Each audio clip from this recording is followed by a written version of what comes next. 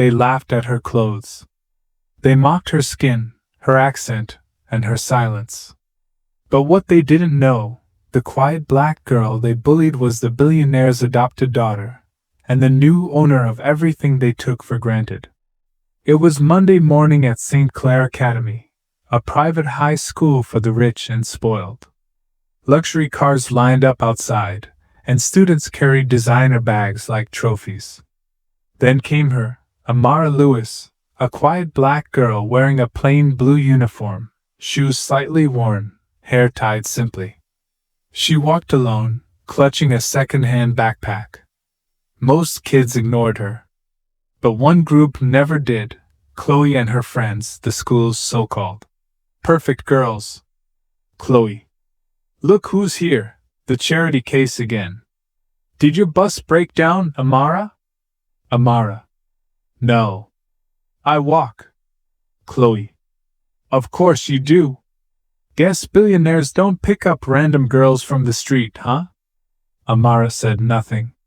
She kept walking. But her silence made them laugh even louder. What they didn't know, Amara wasn't a scholarship kid. She wasn't poor.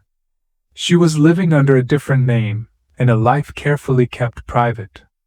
During lunch, Chloe's group sat in their usual corner, loud, flashy, proud.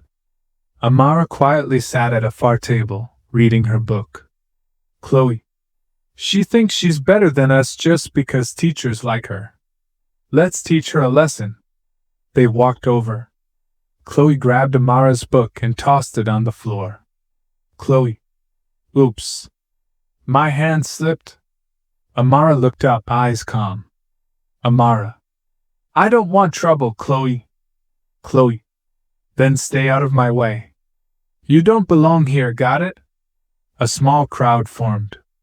Phones came out. Some kids recorded. Then, without warning, Chloe pushed her shoulder hard. Amara almost fell, but before she could respond, a loud voice echoed behind them. Mr. Grant, teacher? Enough! Chloe Parker, principal's office. Now. Chloe. Sir, it was just a joke. Mr. Grant. Now. Amara quietly picked up her book and walked away. She didn't cry. She didn't even look angry. Because she knew who she was. She knew where she came from. And she knew that soon, everyone else would know too. Later that week, the principal made an announcement. The school would be hosting a charity event, sponsored by Lewis Holdings, one of the largest companies in the city. Rumors spread fast. The billionaire CEO, Eleanor Lewis, was visiting in person and bringing her daughter, Chloe. Oh my God, imagine if we get a selfie with her daughter. Maybe we'll end up in the news. Everyone was excited, except Amara. She stayed quiet, nervous. Because Eleanor Lewis wasn't just visiting the school. She was coming for her.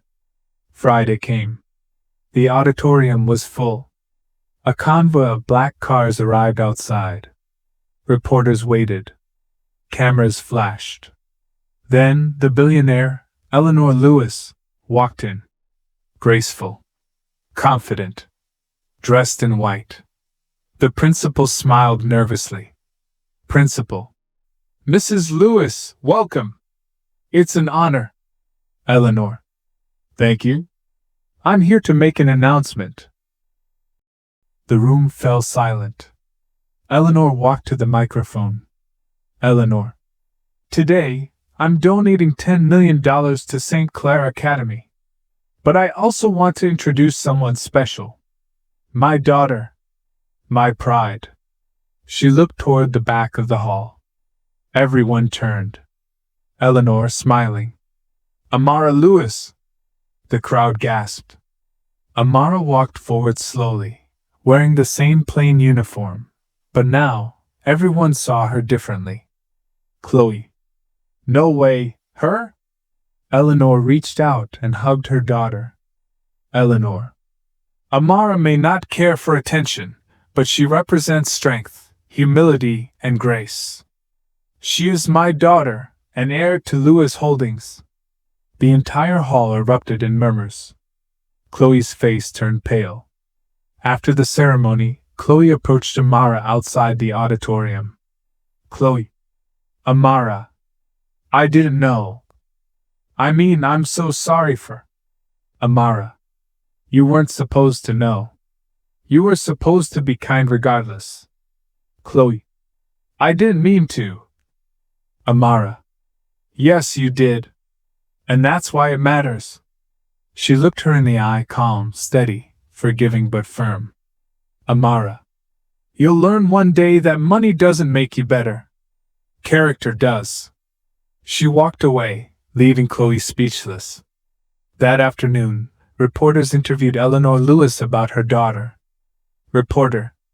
Why didn't anyone know she was your daughter? Eleanor. I wanted her to grow up seeing the world honestly, to learn who people are when they think you have nothing. The camera turned to Amara, who stood quietly beside her mother. Amara. Some people see wealth. Some see color. But what really matters is how you treat people when you think they have nothing to offer you. She smiled softly. And just like that, the bullied girl became the voice of every child who'd ever been judged for being different. Because kindness, not money, is the real measure of worth. Never judge someone by what they wear. You never know who they really are.